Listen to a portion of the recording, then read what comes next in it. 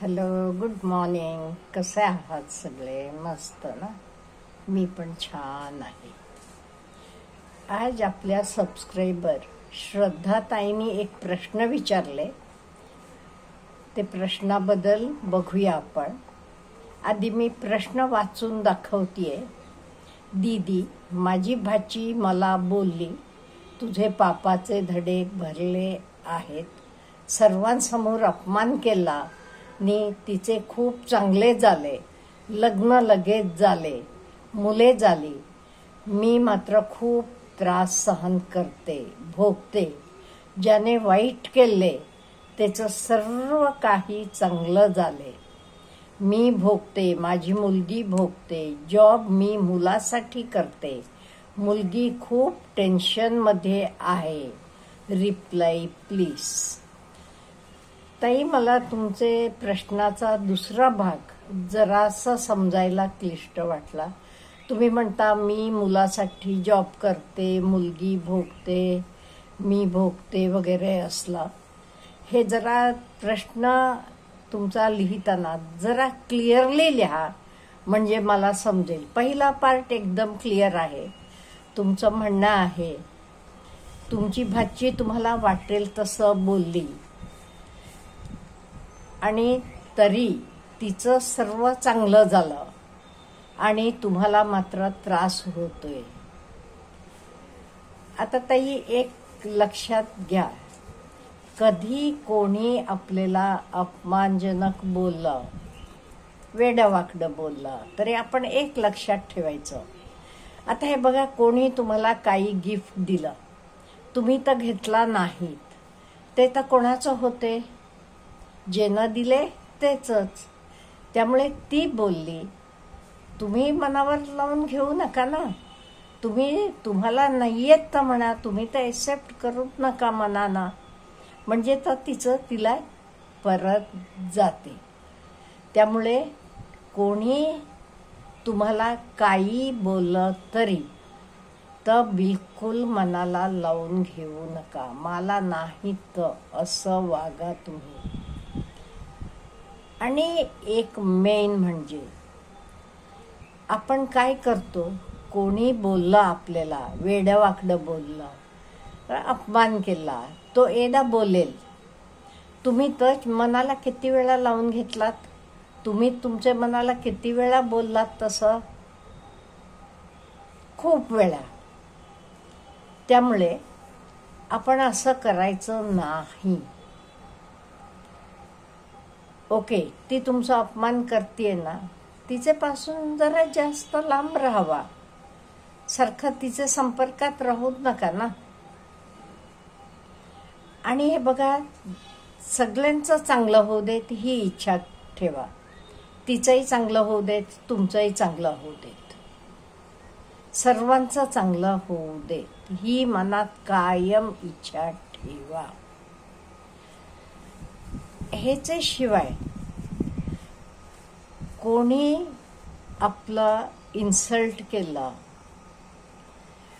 बोललं की आपण एका कानानं ऐकायचं, एका कानानं सोडून द्यायचं.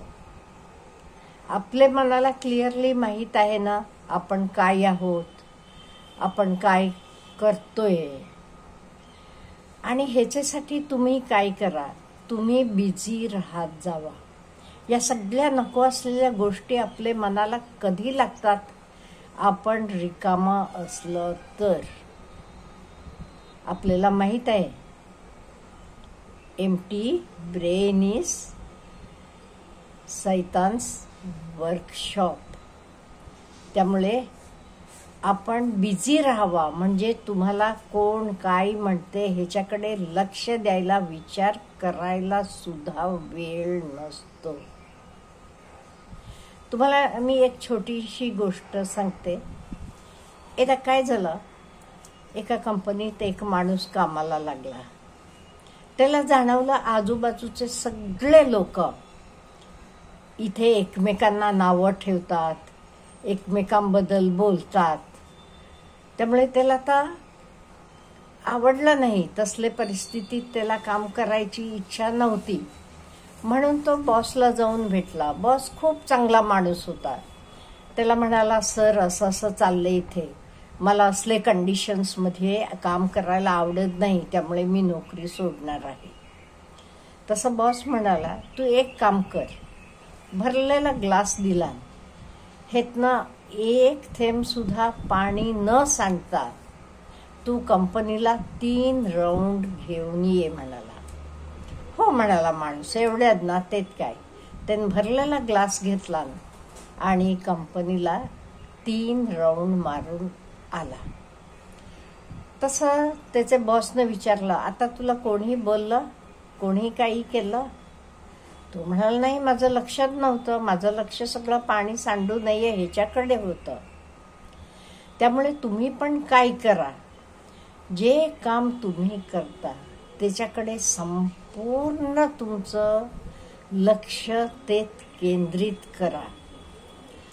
तुम्ही असं फोकस केल्यामुळे काय होणार, तुमचं काम उत्तम होणार, तुमची परिस्थिती उत्तम होणार. मग ती नावं ठेवणारी माणसं येऊन तुम्हाला सलाम ठोकतील. त्यामुळे आपण बिझी राहायला बघा. रिकामा बिलकुल बसू नका. ते रिकाम्या वेळेला काहीतरी नवीन उद्योग चालू करा, काम चालू करा, बिझी राहावा. आणि प्रत्येक गोष्टीतनं आपल्याला पैसे मिळायला पाहिजे असं नाहीये. बाकीच्यांना त्यातनं उपयोग झाला, बाकीच्यांना त्यातनं लाभ मिळाला तरी चिक्कार झालं. त्यामुळे स्वतःला बिझी ठेवा, म्हणजे हे सगळे विचार आपले मनात येत नाही.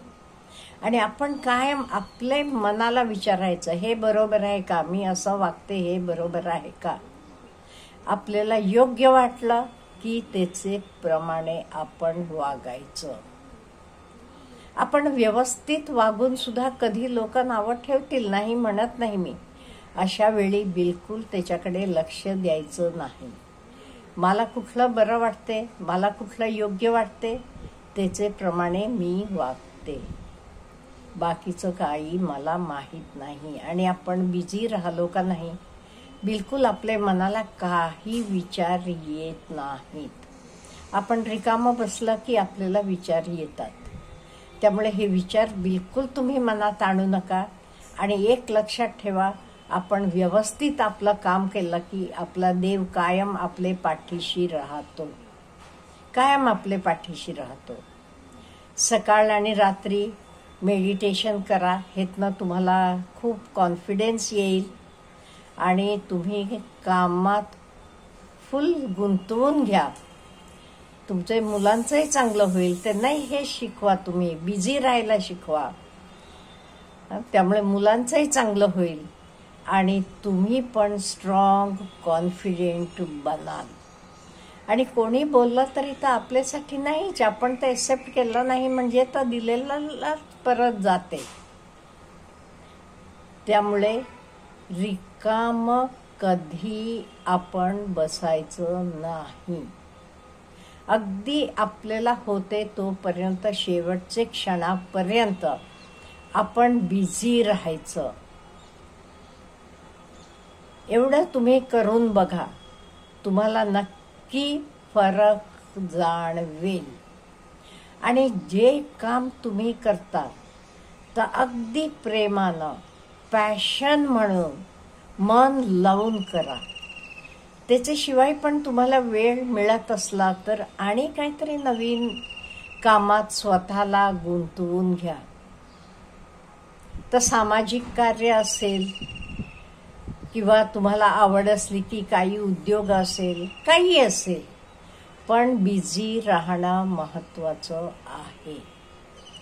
आपण बिझी राहायचं आणि आनंदी राहायचं. तुमचा मुलगा आहे, मुलगी आहे, त्यांच्याबरोबर आनंदानं राहावा. दुसऱ्या लोकांचं तुम्हाला नावं ठेवतात, तुमचा अपमान करतात, ह्या लोकांकडे लक्ष देऊ नका. त्यांच्यापासून लांब राहावा. मग काय अपमान करायला त्यांना वेळ मिळतो किंवा हे मिळतो. नाही, आपण लक्ष दिलं नाही का नाही, ते पण म्हणतात हे ना काही बोलून उपयोगाचं नाही, हे काही आपल्याकडे काही फरक पडत नाही ह्यांना म्हणून. आणि मनानं विचार करा, सगळ्यांचंच चांगलं होऊ देत. ज्ञानेश्वर म्हणतात तसं आपण जगाचं, पूर्ण जगाचं चांगलं होऊ देत हा विचार करूया. बघा, ह्याला एक मेन तुम्ही करायचं म्हणजे बिझी राहणं. हे सर्व तुम्ही तुमचे मानसिक त्रासातनं बाहेर पडता. करून बघा आणि मला कळवा. अच्छा, हॅव ए गुड डे.